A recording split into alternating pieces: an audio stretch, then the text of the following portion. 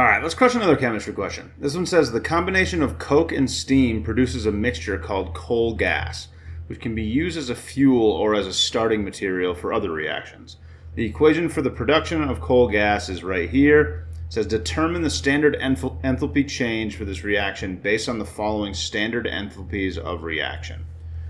All right, and then we've got all these equations here. So the goal is basically to create this equation up top by combining all these equations down below, and we can use this enthalpy information to eventually find the enthalpy for the whole reaction. In the top equation, we've got 2 carbons on the left, 2 waters, and then on the right side, we've got 1 CH4 and a CO2, carbon dioxide. I can see immediately that I've got a carbon over here, which is good, and a water over here. So those are where we want those, but we do want 2 of them. We're almost there. But then on the right side of the equation, we have the wrong stuff. We don't have any of this stuff in our equation, right? So the goal is sort of going to be to cancel out this stuff somehow. We got to figure out a way to cancel this out so that it isn't in our final equation, because we don't want carbon monoxide and hydrogen gas in our equation. We only want the stuff that's up top. But more than likely, we're going to be doubling this equation, it would seem, because we want 2 carbons and 2 waters on the left side of the equation. And somehow we're going to have to figure out how to cancel carbon monoxide and hydrogen gas. Well, immediately I can see that I've got carbon monoxide on this side of the equation in this one. So that would actually cancel this out. If you got something on both sides of the equation, it's going to cancel out, because if something appears on one side of the equation and then still there on the right side of the equation, nothing actually happened to it. I'm also seeing that I have a water here, so that's interesting. And then we've got H2, and again, I'm going to want to cancel this somehow. I'm seeing that I have 3 H2s in this equation. It would be nice if that was on the other side of the equation to cancel out with these H2s, is kind of what I'm thinking.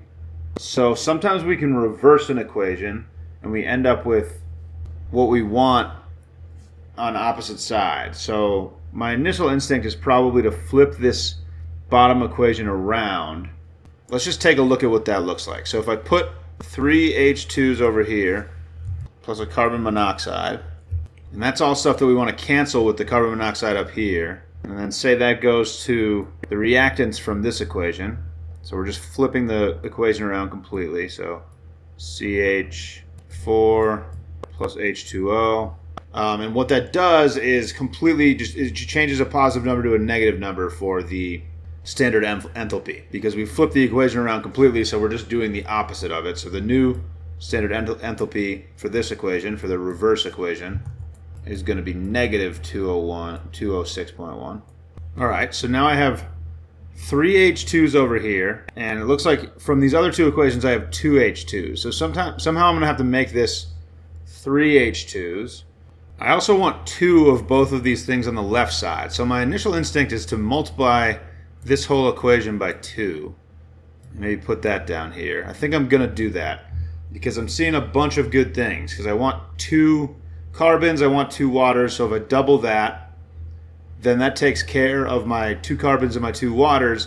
And I'm going to get 2 hydrogens to add to this 1 hydrogen. And that's going to give me 3 hydrogens to cancel over here. So the goal is to manipulate these equations to cancel all the things that we want to cancel and to get the things that we want to get. So I want 2 carbons and 2 waters, so I'm doubling the carbons and the waters here to make that happen. So if I double this whole equation, I end up with 2 carbons plus 2 H2O, and that's going to go to 2 carbon monoxides plus 2 H2O, sorry, 2H, 2 hydrogens.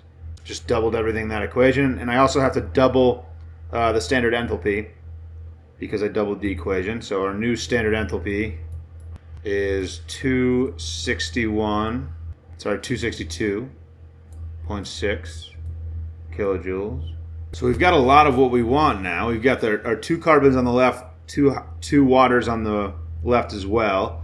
So we need a CH4, which I'm seeing right here. We need a carbon dioxide, which we have in this equation that I haven't included yet. So I think if I just add this middle equation down here, this might just work out. Let's check it out.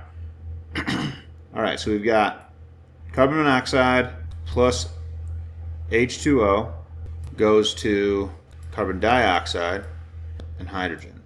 And that standard enthalpy stays the same. All right, so now let's see what we can cancel. So I'm seeing that I have 2 carbon monoxides on the right side of the equation. That right here is going to cancel with our 2 carbon monoxides on the left side of the equation. If we add those up, we'd get 2 of them, right? We've got 3 hydrogens on the left side of the equation. We've got 2 hydrogens here and another hydrogen here, so all of those cancel. And then we're just left with all of the things that we have in this equation. We do have an extra H2O on the right side of the equation, so we can actually cancel this H2O with this H2O right here, and now we've got exactly the equation we're looking for. We've got 2 carbons, 2 H2Os, a CH4, and a CO2, which gives us the equation up top. So we've got 2 carbons, those will be solid, plus 2 H2O, which is gas. That's going to CH4, which is gas, and carbon dioxide, which is also gas. So that's the exact equation we're looking for. So now all we have to do, since we've manipulated this correctly, is add up our standard enthalpies that we have on the right here, and that should give us our answer. When we add all those up, we get a total standard enthalpy of 15.3 kilojoules per mole.